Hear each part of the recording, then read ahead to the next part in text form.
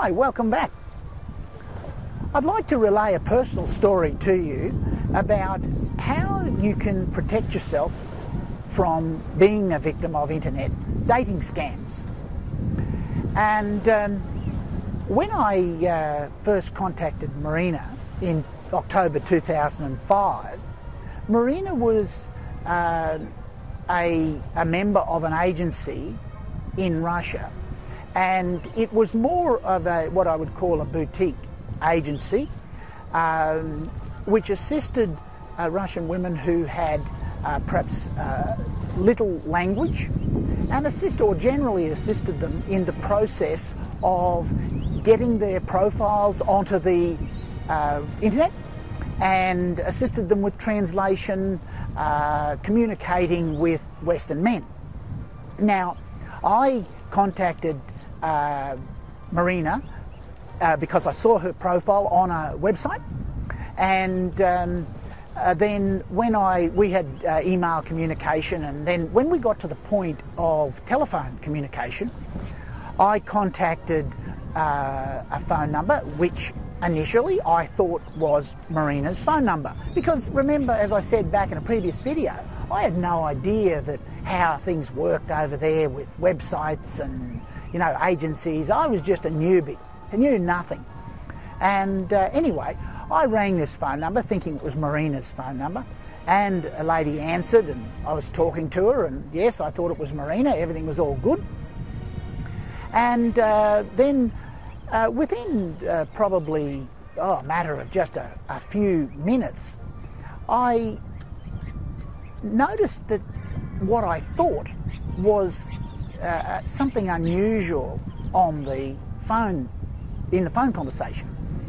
Now, how that worked was when I finished speaking and Marina was starting to speak, it was a little bit like using a radio communication, a long distance radio communication, where there's a little bit of lag time. Now, you can have lag time obviously in international phone calls, but when it happens, there are instances when it happens where you know that there's something, your nose tells you there's something not kosher here. And that's how I felt when I started talking to Marina. There was just a little break in the phone conversation. And I started to ask questions, and what it turned out to be was Marina's English language was almost non-existent. It was minimal at the beginning. She used a translation service, an internet or computer-based translation service, and effectively typed in keywords that I was saying and got to understand the context of what I was talking about, and tried to respond to me based on that. In this particular instance, when she was at the agency, there was a translator there. So the translator was actually listening in on the phone call and translating to Marina, as they were obviously on mute, and was translating to Marina what I was saying as I was talking to her. And then, of course, when she handed the phone to Marina, there was just a split-second void in the phone call, which got my, I guess, my suspicions going. Not that there was never any clandestine intention. The intention was she was trying to communicate with me. That was the intention. So that was wonderful. But my point being, and the reason I'm telling you this, is I could have gone along and not even been aware of it. But you've got to have your radar going when you start your communication. Be looking for signs. Don't go along with your eyes closed, otherwise you're going to step in a pothole. And if you do that, go along with your eyes closed and step in a pothole, guess who's to blame? You. It's like going and walking through the bush without any shoes on. Don't complain when you stub your toe. So that's what happened. Once I found out that there was a translator involved, I was relaxed, no problem. But even then, before I actually went to Russia, I made arrangements with Marina to go to Russia and so forth.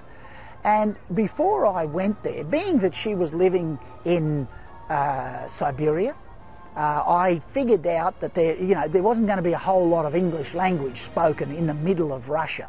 Possibly you'd get English language in Moscow, but in the middle of Siberia, let me tell you, it's thin on the ground. So what was I going to do? Was I going to get on a plane, fly to somewhere in the middle of Russia where I knew not one single person other than Marina, not speak the language, and get met at the airport by a 6'8" across the shoulders mafia, get robbed? If I happen to be wrong, I don't think so. So what I did was I contacted a friend of mine who knew somebody in Russia, and then I contacted this woman in Russia and got her to get on a plane, to make contact initially with Marina, then get on a plane and fly to Marina's city to meet her, and then report back to me. Obviously I paid her to do it, and I figured that it's the least I can do, because that way I'm taking personal responsibility, I'm reducing the likelihood of getting stung. So the woman in fact went, met Marina, stayed with her for a few days, and funny enough, it's not even funny in fact, but funny looking back I guess, but at the time when the woman went to meet Marina, Marina had been working in a particular job for many years, about 11 years, and she wanted to take 3 days off to, I guess, be with this woman and be able for this woman to see what was going on, because Marina suspected that I was probably sending someone to check her out anyway. And so when she asked for 3 days off, 3 consecutive days off from her job, now remembering she'd been there for 11 years, guess what they said? Yeah, you can have 3 days off, for sure, but when you do, don't bother coming back, because someone else will be in your job. Now, that is just absolutely unheard of in the Western country, obviously, and it's normal in the former Soviet states, in Russia, in many of the other countries. These sorts of things happen all the time, and this is what I was saying, not to harp on the issue, but this is what I was saying in the earlier video. Be careful and be aware of the consequences on the person that you're speaking to. So what happened? Marina lost a job. She was out of work, and she was prepared to take that risk because she wanted me to get a good impression and wanted me to then obviously come over and visit her in Siberia. And so this lady reported back to me that everything was wonderful, Marina was wonderful, and blah blah blah. And so I subsequently got on a plane and went to Siberia, and you know the story from there. So I just thought I'd let you know that personal story, and so you can see the sorts of things that you can do. So once again, thanks for listening to this video, and good luck.